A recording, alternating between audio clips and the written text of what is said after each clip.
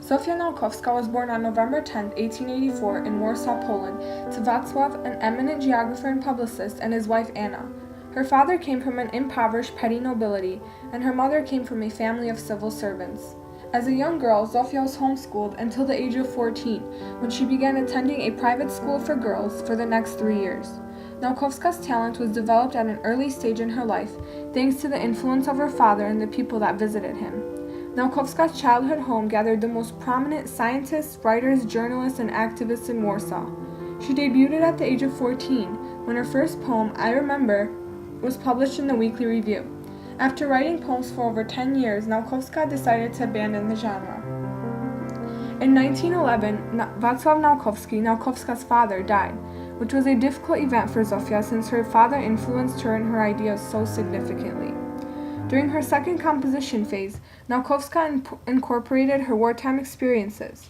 Novels that she composed during that time frame, such as Secrets of Blood, touched on the subject of World War I. At that time, Nalkowska also worked on the war novel Count Emil, a modern romance.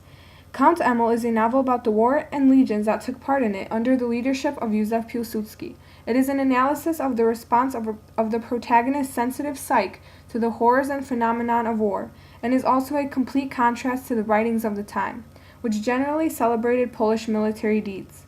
When Poland regained her independence in 1918, enormous changes in social and individual life accompanied the effort of establishing statehood, and the inhabitants of these former Prussian, Russian, and Austrian empires.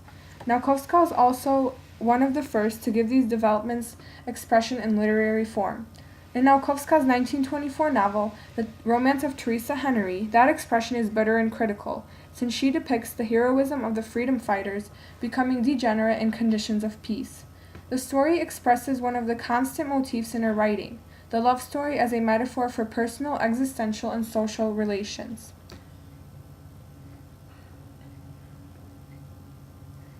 In 1932, Nalkowska began working on Granica, The Boundary Line, one of her most prominent novels. In this novel, she incorporated a new theory about the existence of a boundary line that divides the world in two.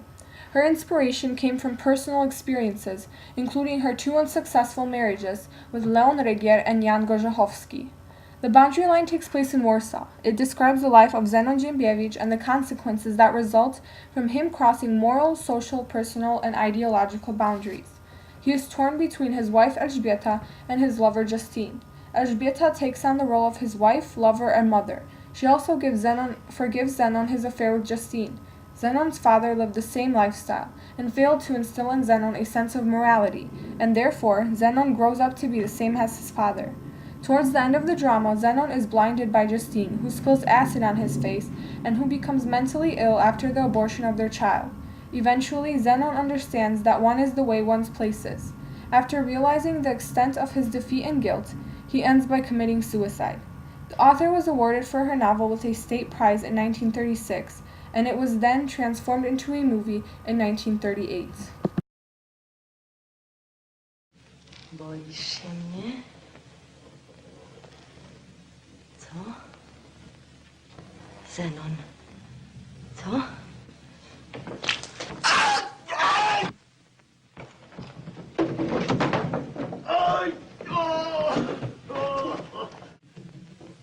Elżbieto!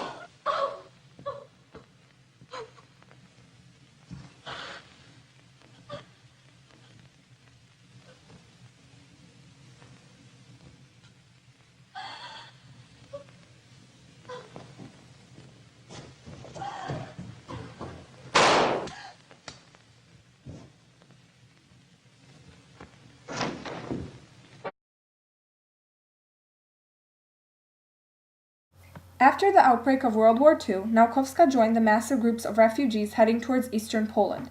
Although she participated in underground literary activity, Nalkowska was able to write only in her diary, which became known as her wartime diaries.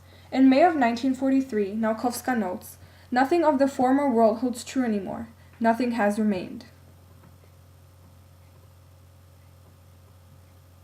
In 1945, Nalkowska became a member of the Main Commission for investigating German war crimes in Poland.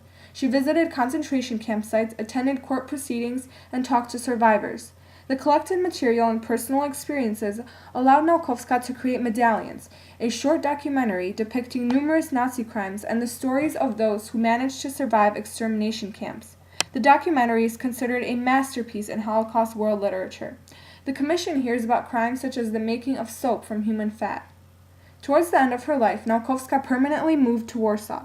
She became the vice president of the Polish Pen Club, participated in the Polish Writers' Union, and in 1953 was awarded for the State Prize for her lifetime achievements. Zofia Nalkowska died in Warsaw on December 17, 1954, and currently rests at the Powązki Municipal Cemetery. In her youth, Nalkowska was part of the Young Poland movement and inspired many rising authors. She was a grand figure of Polish literature during the first half of the 20th century and an example of the emergence of women authors in Polish culture.